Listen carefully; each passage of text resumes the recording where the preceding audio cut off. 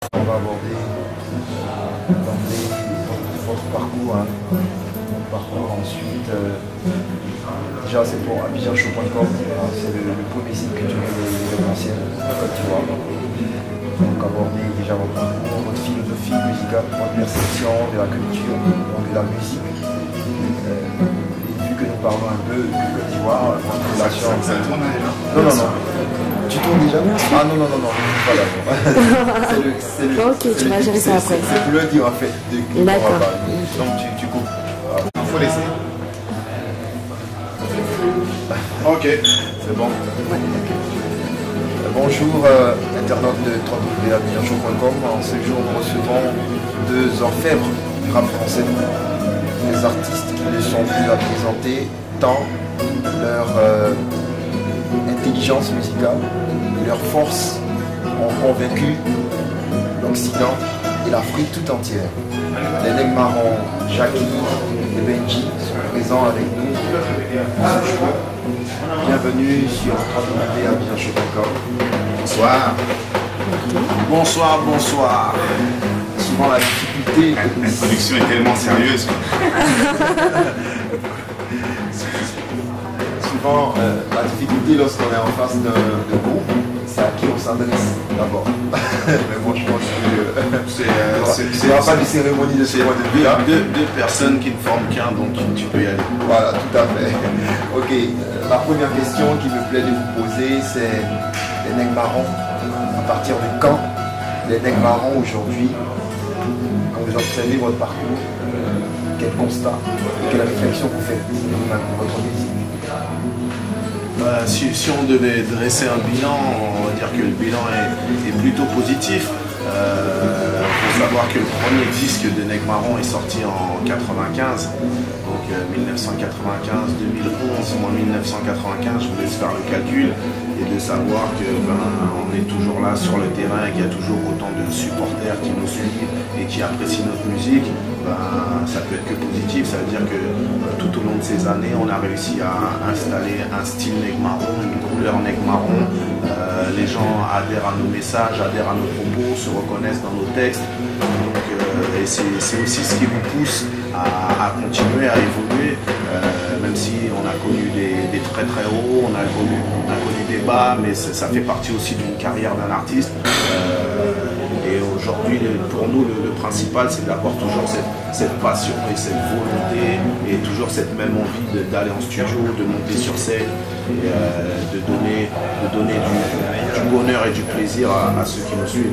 Justement, qu'est-ce qui fait cette spécificité musicale Nègres Marrons? Parce qu'aujourd'hui, vous vous distinguez dans l'échiquier musical français notamment. Et qu'est-ce qui fait ce plus, ce grain de sel qui vous distingue des autres? Ce qui nous distingue, c'est déjà que dans notre musique, on retrouve différentes influences musicales. Parce que étant tout jeune, on a été bercé par plein de courants musicaux.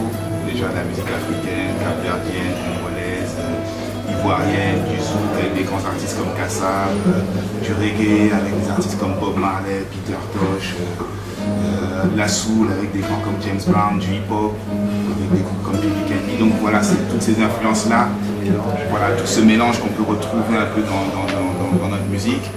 Et surtout, on a un message quand même assez engagé et un message en fait assez urbain sur une musique avec des mélodies. Donc voilà, le message que porte Nègres Marrons, c'est un message qui va dans la direction de tous les artistes plus ou moins hip-hop, sauf que nous, on a comme support le reggae music, la dancehall, où justement il y a plus de mélodies et le message est perçu un peu différemment. Donc c'est ce qui fait un peu la couleur Nègres Marrons aujourd'hui, et c'est ce qui nous différencie un peu des différents groupes de reggae ou de dancehall. Ok. Tu parlais tout à l'heure d'influence musicale ivoirienne, de transition pour entrer donc, en plein dans la culture ivoirienne. Quel rapport, quel souvenir avez-vous de votre passage à Côte d'Ivoire, éventuellement des relations que vous avez avec certains artistes ivoiriens et même de certains courants musicaux ivoiriens, notamment dont les plus ardents est le coupé des Canines? On entretient de très bonnes relations. Bon, moi je me rappelle, étant tout jeune à l'époque où on cirait les Weston avant d'aller en boîte et on allait faire le show. On a écouté des artistes comme les Mewe, les Gagiseli, voilà, donc ça c'est l'ancienne école. Aujourd'hui, il y a eu d'autres artistes qui ont pris un peu le relais, les artistes de coupé décalé avec la Jet Set, Versace, Cassonal, Saga, tous ces gens qui ont fait vraiment un travail pour que le coupé décalé s'installe à l'international. Aujourd'hui, il y a des artistes comme DJ Lewis, qui est présent d'ailleurs avec nous ici à Dakar, qui fait un gros travail, DJ Arafat, Abou Nidal. Voilà, tout ça, c'est des gens qu'on rencontre souvent dans les différents pays par lesquels on passe. C'est des artistes qu'on apprécie, qui pour moi font un travail qui est important parce que ça permet outre-Atlantique de pouvoir écouter de la musique africaine. Aujourd'hui, il n'y a aucun pays du monde où on va, on n'écoute pas au moins un morceau de coupé décalé. En Russie, tu peux aller en Chine, au Japon, aux États-Unis, voilà, la musique africaine elle est là. Que ce soit d'une dombolo, que ce soit du coupé décalé, que ce soit d'une balade, c'est toujours bon que la musique africaine s'exporte. Et je pense que voilà, tous ces artistes contribuent à faire ce boulot. Donc ça va dans le sens d'un travail qui se fait déjà depuis longtemps.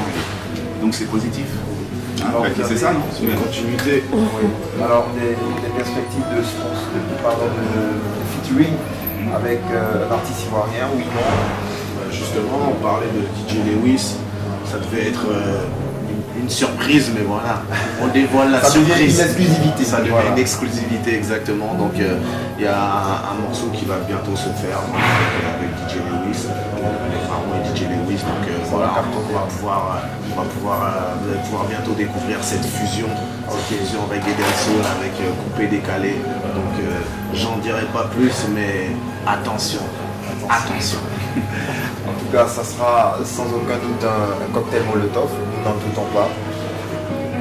Dernière question, perspective, Neg Marron. La perspective, c'est l'avenir. Hein. Neg Marron, on fait le bilan au quotidien pour mieux préparer l'avenir.